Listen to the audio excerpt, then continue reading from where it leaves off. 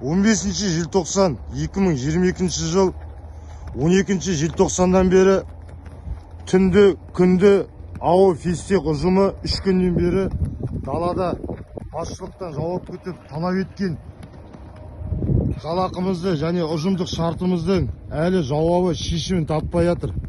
Қазақстан Республикасының құзырлы органдары және Маңғыстау облысының органдары осы мәселемізді шешіп беруіңізге, осы мәселемізге назар аударуларыңызды сұраймыз. Міне арамыздан 2-3 адамдар ауырып та денсаулығына байланысты қатарымыздан шығып қалып жатыр жайлап. Бүгін енді осы жерде тағы 4-ші күнге кетіп барады далада жатқанымызға. Ешқандай басымызға пана болатын ештеңе жоқ. Далада желдің өте сыз тартқан жерде міне осынша қаншама жанұяның азаматтары осы жерде жатыр. Бүгін міне 4-ші күнге кетіп бара жатыр.